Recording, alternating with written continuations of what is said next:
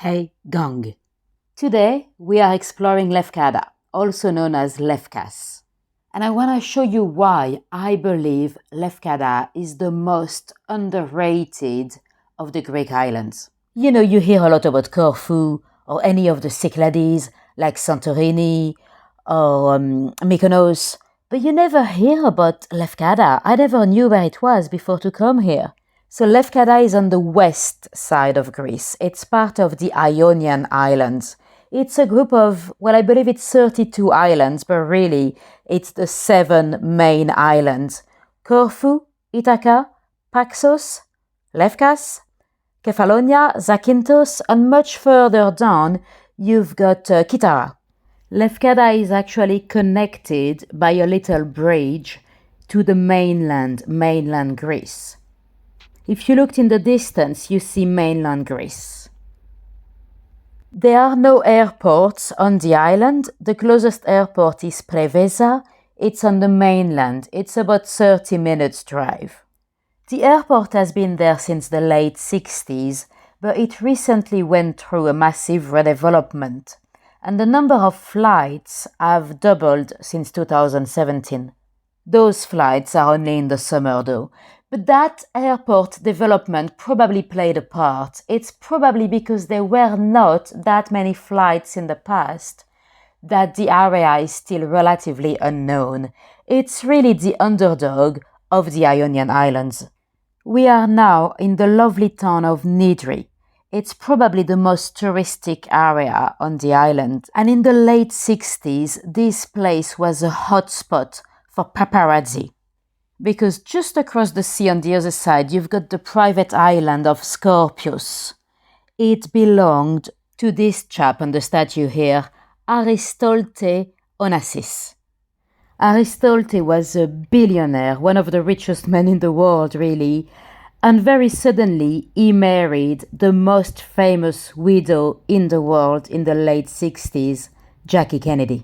The wedding was celebrated on Scorpius Island.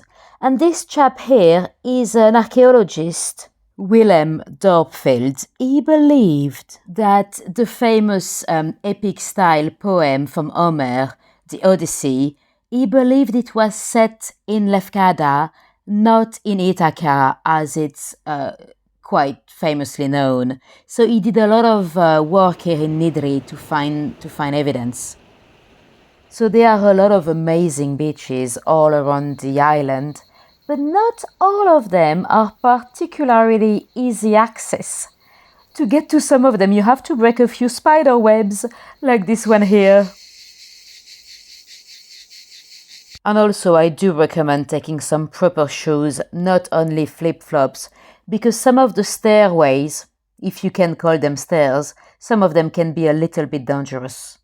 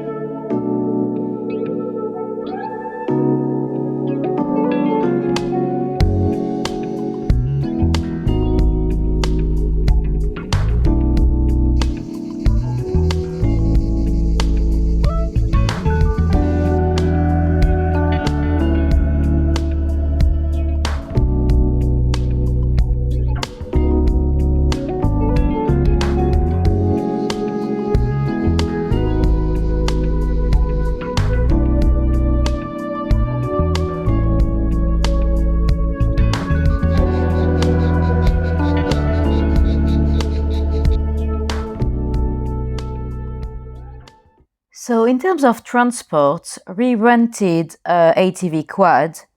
You don't necessarily have to.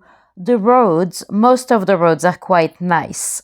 Well, you can have some very sharp turns, but the roads are quite nice in a way that most of them have some decent tarmac. So you could get away with renting a car or a moped fairly easily. There are really two very different coastlines in Lefkada. This is the west side with amazingly blue water, and quite a deep water as well. So maybe not the best side if you have little kids, because it can be a bit wavy.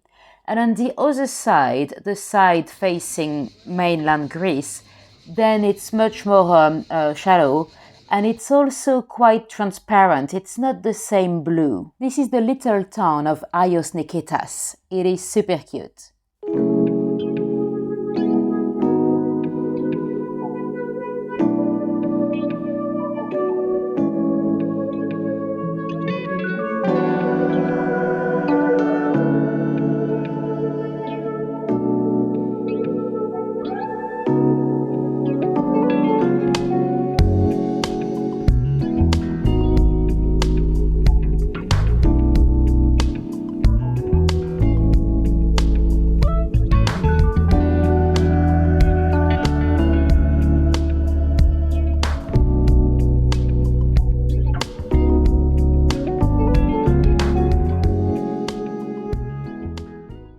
From Ios Nikitas, you can access the stunning Milos Beach. It is a bit of a hike to get there. It's about 15 to 20 minutes through the mountain walking, or you can also catch a boat for €4, but the boats are only running when there's no wind or waves. Now, on this side of the island, the blue of the water is absolutely amazing.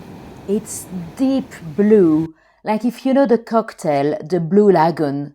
Well, it's the same blue. It's like you're literally swimming into a cocktail. It's not transparent. I've seen a lot of amazing transparent waters in the Pacific, in the Caribbean. But this is blue, a deep blue. When you're swimming, you don't necessarily see your hands or your feet. This is the beautiful Katisma beach. You do have to be careful with the waves. A few years ago, there's a gentleman that lost his life trying to take a selfie. He was on this very beach there with his wife, a couple from Romania, trying to take a selfie with the wave in the background when a wave took him away. The main town in Lefkada is called Lefkada, like the island, and it's quite busy in the evening, so if you want a bit of atmosphere and a lot of restaurants and pubs, Lefkada is quite cool.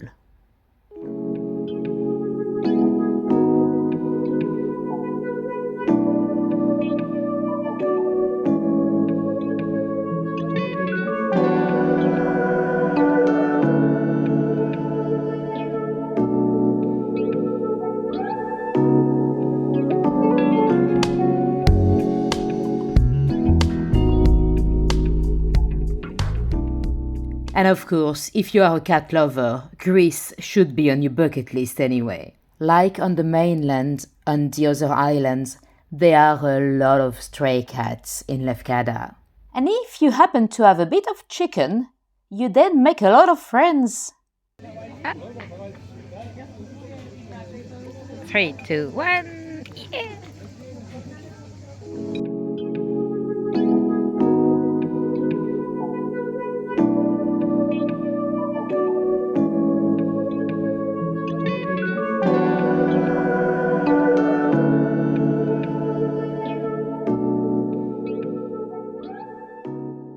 But cats is not the only wildlife on the island. I came across some lovely spiders like we saw earlier, some beautiful, beautiful butterflies, and quite a few grasshoppers. Come on, jump. And wait for it, a jumping snake. And after the snake, when we got back to the ATV quad, we had a little surprise on it. A praying mantis. The mantis, they're called praying because of their postures, but really they are not very religious, because every time they have sex, they then eat their partner. I have seen some interesting documentaries about them. Apparently, so they're mating when the lady eats the head of the male partner, but then he's still able to copulate. Weird. I have not been able to find a satisfying scientific explanation to explain this deep blue. I don't think it looks as impressive on camera than it does in real life, but I'm quite well traveled and I have never seen a blue like this one. It's just amazing. According to the locals, there are different factors that lead to that blue. One of them is the white of the sand or the pebbles on the floor. Lefkada is very probably named after the white cliffs that the island has. And a combination of this white backdrop with the depths of the water might lead to that blue as a reflection of the sky. I suspect there might be some more factors in the equation. If you do have a scientific explanation for me, by all means, do let me know in the comments. I'm very curious.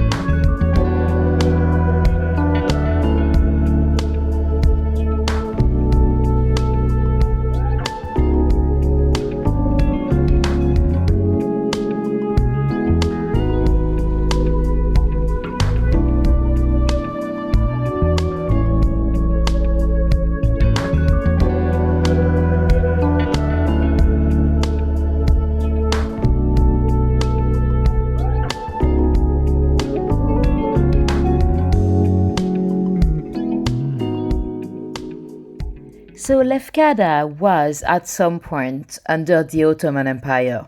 The rest of the Ionian islands, they were not so much invaded by the Ottoman, but because Lefkada is connected to the rest of Greece, it was at some point. And it also was, for a very long time, under the Venetians. The Venetians, they are from Venice, Italy. It was a massive empire controlling a lot of the Mediterranean. And after the Venetians came the French, Napoleon. They were here from 1797 to 1799, when the Brits took over. So the Ionian Islands were a British protectorate from 1814 to 1864. And on the Cape, on the south of the island, you've got those amazing cliffs. This is the very spot from which the famous lesbian poet Sappho is said to have jumped to her death. For the ones that do not know Sappho, she was from 630 BC. She was known as the original lesbian. Lord Byron also wrote about those cliffs, and he called it the lover's refuge on the lesbian's grave. So Sappho was originally from the island of Lesbos, so that gave the name of lesbians. The local residents, the actual lesbian from Lesbos, apparently they are not very impressed, and some of them would like to change the name of the lesbians. So Sappho was writing some very homoerotical poetry about her attraction to girls. Now, at the time in ancient Greece, gay men relationships were accepted, well, depending on your social status. But ladies, not really. And some say that Sappho was in love with a man, a sailor, that did not come back for her. And because she was so heartbroken, she jumped off those cliffs. Now, it might be true, but not necessarily. It could have been made up later on by Christians. Because if she kills herself for a man, then she's not really a lesbian. And if you looked at this tree here, you'd see it's not facing the sky, is it? This is because very sadly in 2015 there was a major earthquake here. This is Porto Katsiki, beautiful beach, probably the most Instagrammable one. Not my favorite because of the size of the pebbles. They kind of hurt. And also they try to charge you for car park. With a ATV you can avoid the car park's fees usually. Sometimes after parking you still have a few stairs though. And by Nidry there's an amazing waterfall. It is fairly easily accessible, you just park and walk 10 minutes. Sometimes with the waterfalls you have to walk forever, but that's not the case here. And even in the waterfall you find this amazing blue again.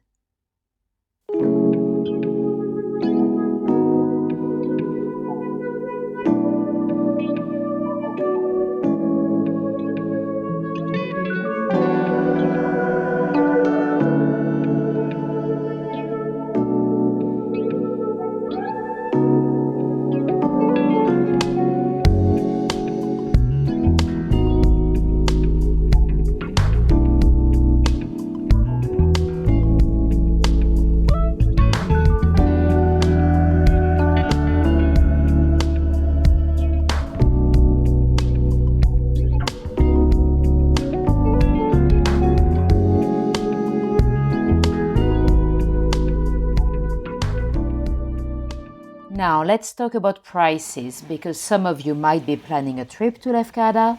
So far, out of all the Greek islands I have visited, Lefkada was the cheapest. This is my little hotel there. To give you an idea, for 7 nights we paid £237.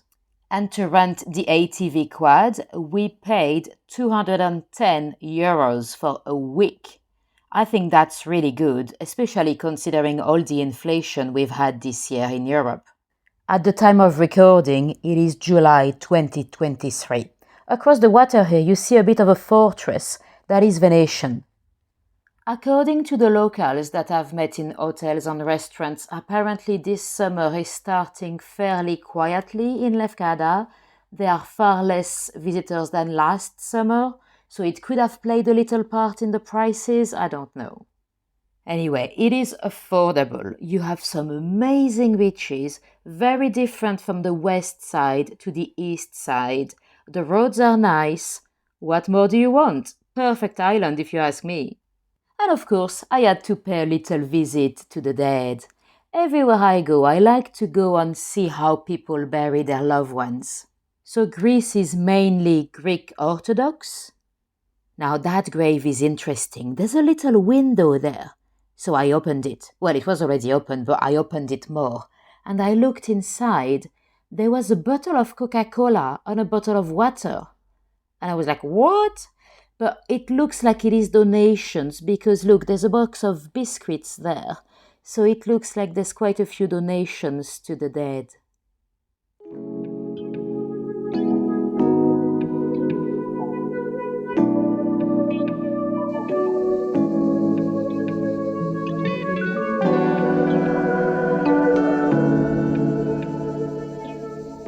Anyway, thanks a lot for joining. Thanks for your support and your likes and your comments. I hope Lefkada is now on your bucket list. Bye!